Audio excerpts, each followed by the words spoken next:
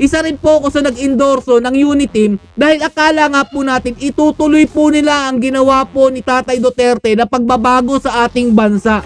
Isa lang din po silang biktima kagaya ko nung nakaraan na pinaikot-ikot po nitong Marcos Jr. na to. Ang ini-endorso po talaga namin at sinusuportahan namin si VP Sara Duterte.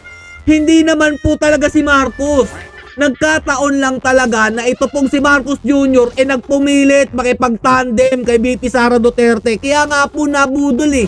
Yan at yan po ang nangyari sa tatay po ni PBBM. Pinaniwala, nakakampi at sa huli ay trinidor. At ito na nga po yung nangyayari ngayon. Kaya please lang, Annalyn Queta, huwag mo kaming sisihin. Dahil isa lang din kaming biktima nung nakaraang eleksyon. Kami ay sumuporta na sa tingin namin ay tama na yung tandem na yun ang mag-uunlad sa ating bansa. Subalit, pagkatapos palang maluklok ganun nga, trinidor ang mga Duterte.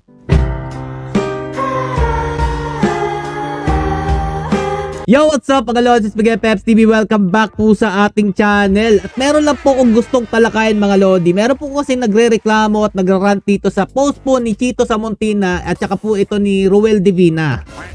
Parang ang dating, shame daw po dito sa mga endorsers po ng Uniteam nung nakaraang eleksyon. Ayon po dito kay Annalyn Queta, yan po ang pangalan niya sa kanyang Facebook, shame to these Bisaya content creators. Hindi ko lang po talaga alam kung taga Davao City po talaga siya o talagang gusto lang po niyang siraan ang mga tao dito na nag-endorso po sa mga Duterte at Marcos nung nakaraang halalan 2022. O eto po yung post po ni Chito Samontina mga idol. Pinakagarapal na korupsyon, ani nga nasod na aning administrasyon na. Makaluya mo, mga pobreng tao mulaban patas, mga farmers, healthcare workers ug tanang mga gatrabaho na minimum wage earner, halos babuang na sa paglaban og patas. Ang ginuuray mo balos ninyo. Pagpakaludod mo sa inyong pagkadato kay ang Ginoo po'y mulumos pod ninyo sa inyong binuhatan sa yuta. Sa tanang mga nagantos, ayawad ang inyong mga paglaom. Our God is a God of justice. Naapay paglaom ang Pilipinas. Tatagalugin ko lang po mga Lodi kung ano po yung post ni Chito Samontina. Para ang dating dito, sobrang garapal daw po kasi ng korupsyon na nangyari dito po sa ating administrasyon ni Bongbong Marcos Jr. Ang mga pobreng tao daw po lumalaban ng patas para lang po mabuhay. Pero ito naman po mga politikong ito, kung sino man po ang nasa likod po nitong mga korupsyon na nakikita po natin sa mga social media, sila naman po hayok na hayok sa kapangyarihan, pera at iba pa pong mga bagay. Grabe mga Lodi, no? O ito pa, sabi po ni Ruel Divina, Loy, ani mga yanong tao, gabayad og sakto sa tax. Sayo magmata, makigdut-dutanay sa jeep, ulan og init sa gubangon, makaabot lang po sa ilang trabahoan, etc. etc. Parang ganito rin yung sinabi po ni Ruel Divina. Grabe po ang kagarapal na mga politiko sa panahon po ng administrasyon ni Bongbong Marcos Jr.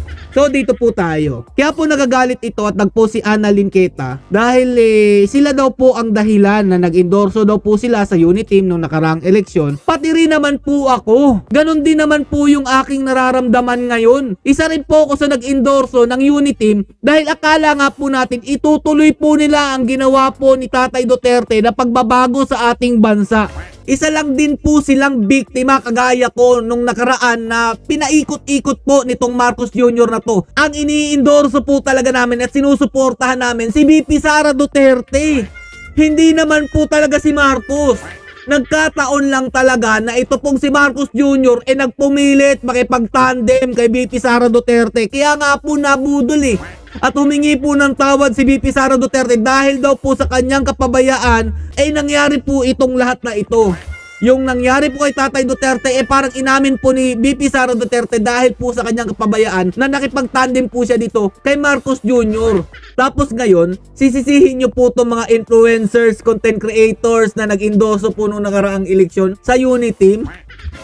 Mali po kayo. Isa lang din po kaming biktima ng pambubudol ni Marcos Jr. And po mga Lodios, sabi pa niya dito, kamo mismo ang nag-endorso ni hype o ni promote sa Marcos Duterte tandem sa una. Kamo mismo ang nagbutang fuel propaganda nga nagpadala ani nga sitwasyon. Kung wala mo nagbinugo o promote, dili unta maabot ani nakahimtang sa nasod.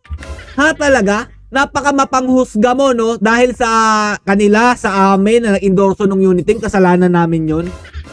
Isa rin din kaming nabudol eh. Anak ng tinapay naman, no?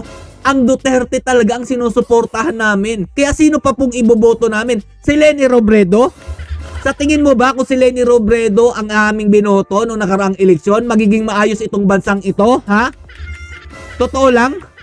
Anak ng tinapay naman, oo. Hindi nga marunong mag-mathematics yun.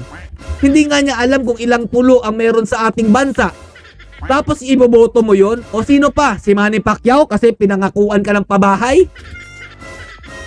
Naku naman. Wala kaming ibang choice nung nakaraang eleksyon. Dahil ito nga rin po si Yorme Isko, nakikita po namin na parang ang backer niya nun is si Joma.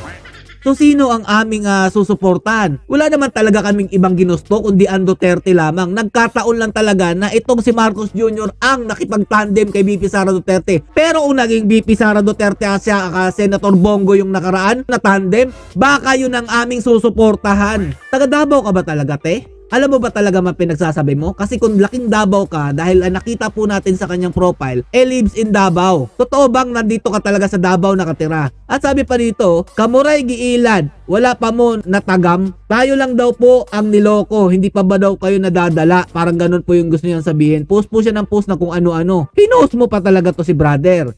Sa tingin mo matino tong utak ni brother. Dahil na dumikit lang siya dito sa post na government you elect is the government you deserve.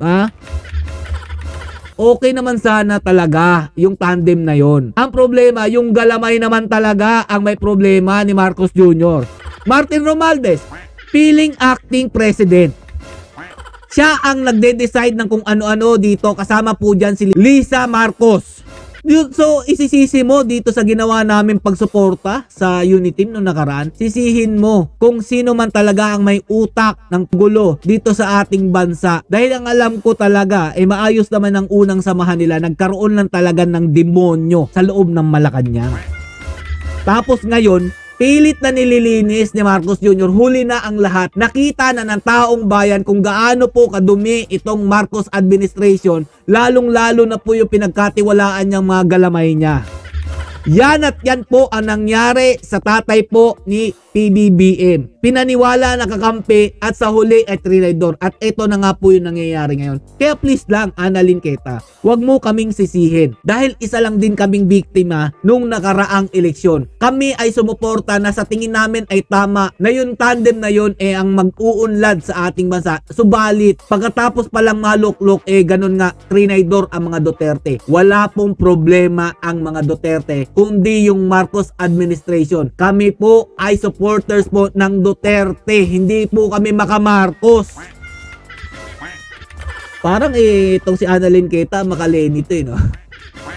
Dahil kung titingnan po natin yung kanya mga post, parang galit din po siya sa Duterte, tapos lives in Davao City. Wag kami.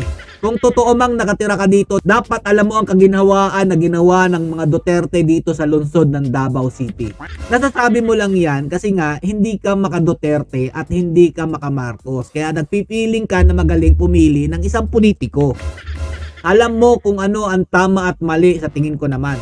Pero yung ginagawa mo dito, kami parang ginagawa mong masama na sumuporta sa Uniteam na kami rin lang naman ay nabudol dahil nga po ang sinusuportahan namin si VP Sara Duterte. At wala nang ibang sa tingin namin na kailangan suportahan nung nakaraang halalan. So hanggang dito na lang po muna. Dunong-dunungan tong kala mo talagang taga Davao City. Tingnan nga natin kung saan talaga siya nakatira mga idol. Malalaman natin yan sa huli.